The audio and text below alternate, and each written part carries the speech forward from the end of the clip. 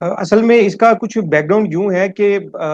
جون 2023 میں سکھ رہنما ہیں ہردیپ سنگھ نجر، جن کی اسیسینیشن کی گئی کینیڈا کے اندر. اور جب کینیڈین گورنمنٹ نے اس کی تحقیقات کی تو پتہ چلا کہ ان کی جو اسیسینیشن ہے اس کے اندر جو انڈین ڈپلومیٹس ہیں جو کہ تعینات ہیں کینیڈا کے اندر وہ انوالو ہیں، اور اس کے ساتھ ساتھ انڈیا کی جو دہشت گرد ایک ادارہ ہے جو کہ پوری دنیا کے اندر دہشت گردی کی کاروائیاں کرتا ہے، ان کا خفیہ ادارہ را، وہ اس میں ملوث ہے. اور جب ان تحقیقات کو عام کیا گیا تو اس کے بعد ہم نے یہ دیکھا کہ کافی ٹینس ماحول رہا انڈیا اور کینیڈا کے درمیان. اور اس وقت بھی اگر آپ دیکھیں گے نیوز کے اندر تو اس وقت بھی ڈپلومیٹس جو ہیں وہ دونوں ممالک نے ایک دوسرے کے ڈپلومیٹس کو نکال دیا تھا اور کافی زیادہ ٹینس ماحول رہا. اب ہوا ہے کچھ یوں کہ اصل میں اس سے پیچھے اگر چلے جائیں تو یعنی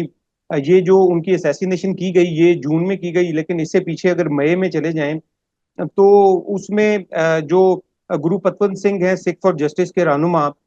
جو کہ ڈیول نیشنل ہیں امریکہ اور کینیڈا دونوں کے، ان پر بھی اسیسینیشن اٹیمپٹ کی گئی ہے. اور اب ہوا کچھ یوں ہے کہ اس میں جو تحقیقات کی امریکی اداروں نے اور پھر جو تحقیقات کی کینیڈین اداروں نے، ان کی جو تحقیقات ہیں اس میں یہ چیز سامنے آئی کہ ایک شخص ہے وکاش یادیو، جو کہ ایکچولی انڈین انٹیلیجنس سابقہ آفیسر ہے اور انڈین گورنمنٹ کے مختلف محکموں بھی دیگر محکموں میں جو کام کرتا رہا ہے. اس نے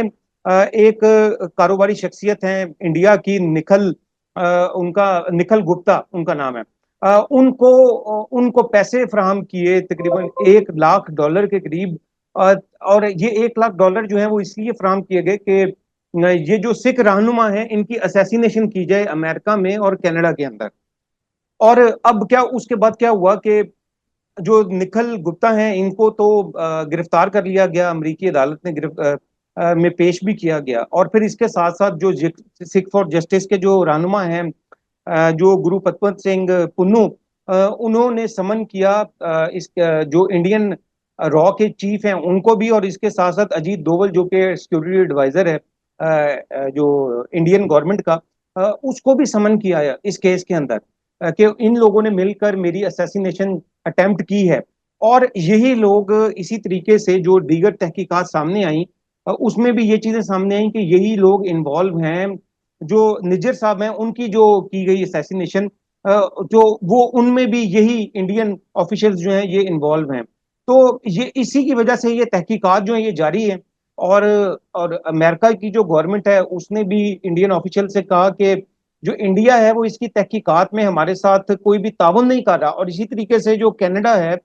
انہوں نے تو بلکہ جیسے جو ٹروڈو ہیں انہوں نے تو یہ کہا کہ ہماری جو تحقیقات ہیں اس میں تو مکمل طور پہ سامنے چیزیں آ گئی ہیں کہ اس میں انڈین آفیشلز انوالو ہیں، خاص طور پر انڈیا کی جو خفیہ ایجنسی ہے را اس کے آفیشلز انوالو ہیں اور ڈپلومیٹس. تو جس کے بعد ابھی کچھ دن پہلے آپ دیکھیں کہ میں سمجھتا ہوں کہ انتہائی انڈیا کے لیے ایک ذلت اور والی بات ہے کہ اور